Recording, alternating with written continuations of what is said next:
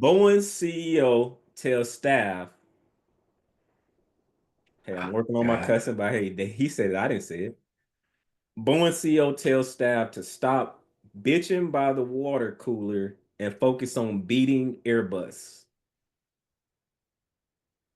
This is a Fortune magazine. And in case y'all haven't known, Boeing has been having some issues, some big time Yes. issues, some layoffs, and a lot of things. But let's get into the article. Kelly Ober took over the top job at embattled Mhm. playmaker Boeing a little over 3 months ago, and it appears he's not massively impressed with some aspects of the company's culture, because that's what we're talking about here, company's culture. So could you imagine if Obama, I'm not saying he's the greatest president or did great, but could you imagine in 2008, he's finally elected and he comes in and tells the citizens, hey, can y'all stop bitching at the water cooler and start making more money and improve the economy? Like, you know what I'm saying? It's like, what do you mean? You are a ruler. You're the president. You're the CEO. You run the strategy here. I know that you're new here. I get the idea of you're walking into a new situation, but that's what you want your first impression, our first impression of you to be, that you think we're bitching. That's what I'm thinking. Man, okay, so I'm gonna keep going. Sound like they got a reaction from the Gen Z. So we gonna keep going. In a all hands meeting this week, gave his staff some brutal feedback, telling them to cut back on complaining and focus on beating competitor Airbus. Don't sit at the water cooler and blank about people, told his colleagues. According to a meeting, this is all hands meeting that was recorded, obtained by the Wall Street Journal. Dang, they be leaking information and company stuff. Man, Yeah. let's focus on the task at hand. The task at hand is quite a feat. In the last few years, Boeing has faced a stream of lawsuits resulting in eye-watering payouts. Been lambasted, man, these terms, man, Right. by airline CEOs for delivery delays of new craft and begun a layoff process. So yeah, they were doing layoffs, all while negotiating strike action. Mm. We spent more time arguing amongst ourselves than thinking about how we're going to beat Airbus. Everybody is tired of the drumbeat of what's wrong with Boeing. I'm tired of it, and I haven't been here that long, he said. I'm tired of this. Mhm. Europe-based rival Airbus is, in contrast to Boeing, running a relatively smoother operation. At the end of October, the Blagnet-based business announced consolidated revenues of up to 5% year on year to 44.5 billion, translation 46.8 billion in US money, and an order backlog of 8,749 crafts. Fast forward. That being said, orders are significantly reduced compared to the same period a year ago. We have an opportunity today to come racing out of where we are and to really improve. According to the Wall Street Journal, CEO warned employees that the business is burning through billions of dollars and cannot turn to investors Mhm. for help. Sheesh. Blank, the CEO added that research and development spending might be delayed. Boeing did not immediately respond to Fortune's request for comment. So, all right, we can move. I'm gonna deselect and let's talk about it.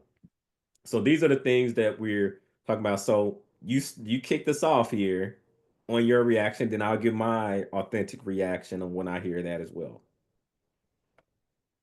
Man, I just again, it's just interesting. I feel like we could probably just keep doing this for days, for weeks, talking about CEOs and the way that they're coming across to their employees. But man, it just I don't know, it just reflects on what we talked about last week. In that I view, I know it sounds really corny and cheesy, but companies are always saying it's a team atmosphere. We're like a family here.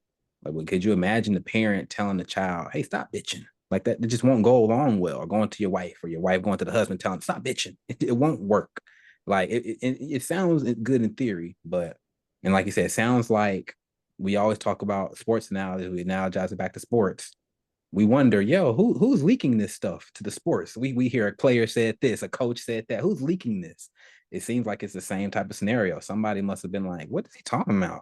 but I can't say this out loud because that's the CEO. I can't say nothing. So let me hit record, or it's a recorded meeting. Let me share. Oh, I didn't added the wrong person to the email by accident. I didn't share it to my source. Just make keep me as a source, a confidential source. So I think whenever you got leaks like that, it's a symptom, and it's a symptom of a bad situation, and it's indicative of the situation not being rectified. If people feel like they need to leak this type of thing so the public sees it, so that they can do something about it, you know what I mean? Yeah. Yeah. No, I hear you. So I'm gonna again, I always like to think of it on both ways. You coming in to turn around the company, and you have people gossiping about the company, as he said at the water cooler. That's not good for company culture. And you're already losing billions of dollars. You heard the article. They're losing billions of dollars. They have all these lawsuits. And instead of focusing on how we gonna fix this, there's people just whispering, having conversations. We got a lot of stuff going on, and the one thing we can't afford right now is just more gossip that's not productive. You Now, can't solve gossip with gossip though. It's almost like, think about like, okay, cool. He's a stepdad. He's a stepdad. And he's telling the kids, hey, don't be gossiping about the family. We gotta improve the family. But they like, you just got here. We just yeah, met you 3 months ago. And you telling us how to be us. You get what yeah. I'm saying? No, I understand what you're saying 100%.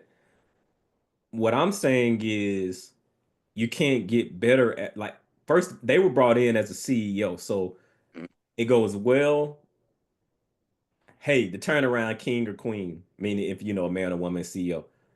Mm-hmm. If it goes wrong, came in, couldn't.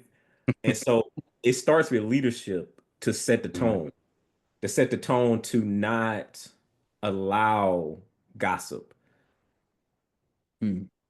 because that's a toxic culture if folks are just gossiping about the company versus innovating, making things better. If you're there working to collect a check, you should be there adding value, and gossiping is not value.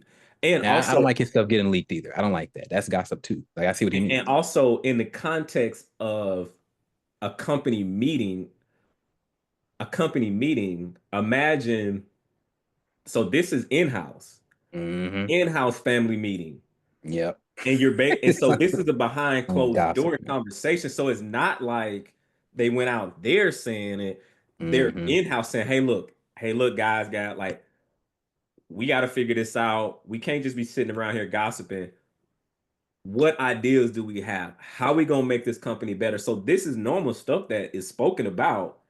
It just came out to Mm-hmm. the public. And I hear what you're saying of like, oh, you just got here, but maybe they might need to do a return to work to weed out some of these people that's doing all this gossiping because you're creating that top. Have you been a you I've heard you say just I want you to just look at it from the CEO perspective. I remember when you said in one of your previous jobs, one person, they were just so negative at the company, and every time they can get somebody's ear, hey man, I don't like this, I don't like. And then before you know it, they crashed out and left the company. You like, you know what? I wasn't surprised that they left, but bro, 'cause you called me and were like, man. They And gone. so that's the part where I do understand where the CEO is coming from. Sometimes you have to have those straightforward raw conversation and it don't feel good. To your point, being an effective communicator and being mindful on how you navigate some of that, yeah, that's important too. But sometimes when it's just bad, you got to call out like this is bad, we need to turn this around, and then work through the day-to-day of like treating people as human, us collaborating, us working together. But you can't like pity pat around. This is a bad Yeah. situation. Y'all in here gossiping. I don't know what the hell y'all in here doing. Like, we got to turn this around, or it ain't gonna be Yeah. no company. It ain't gonna be no jobs. The Yeah. company's gonna go out of business. So, like, when it gets to that level, because most people, when you hear, think about you working at a company, and you hear your company losing billions.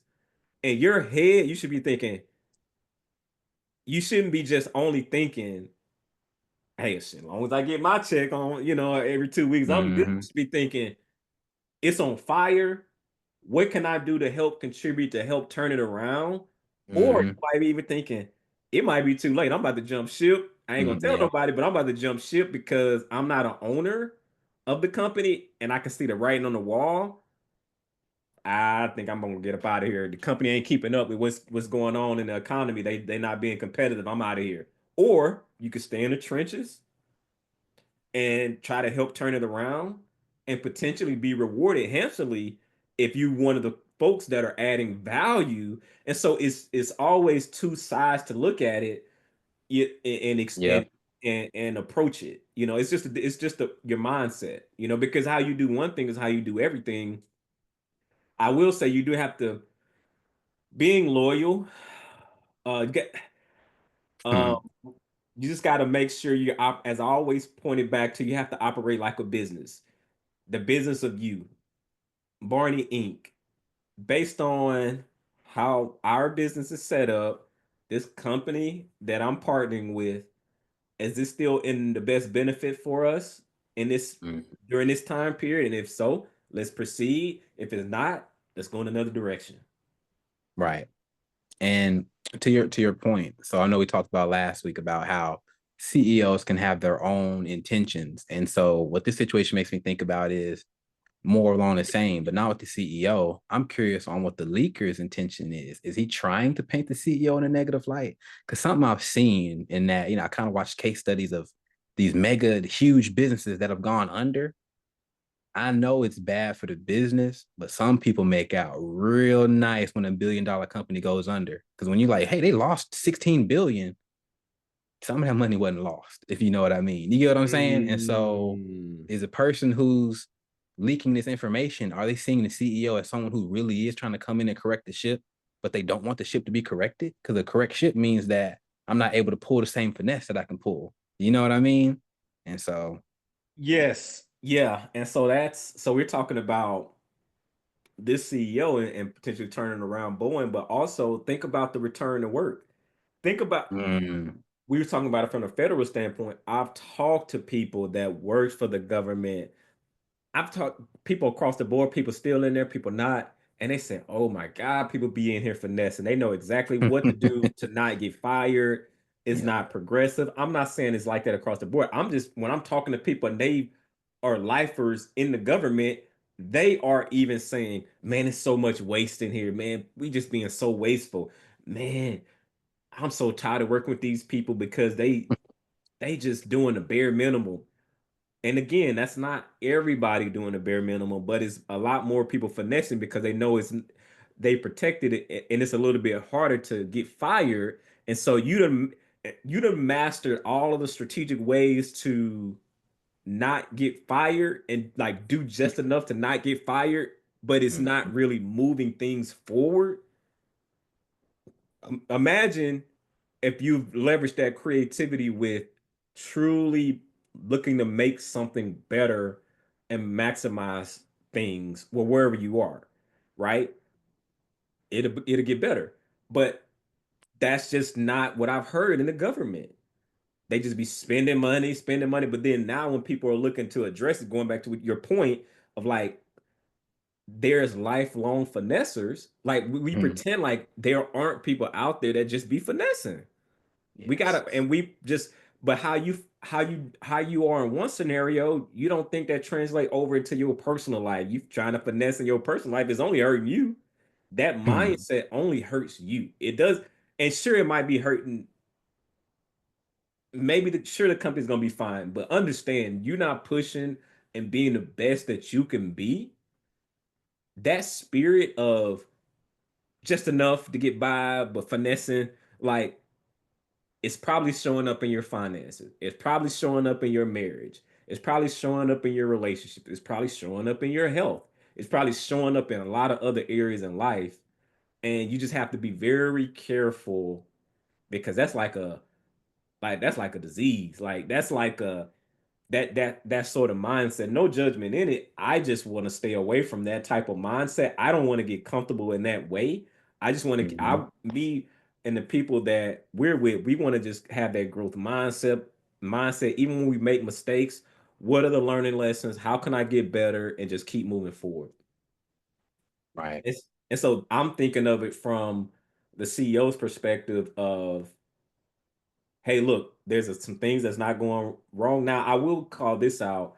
It really, when things aren't going, when there's a lot of things going wrong, it is also to include what's going right too.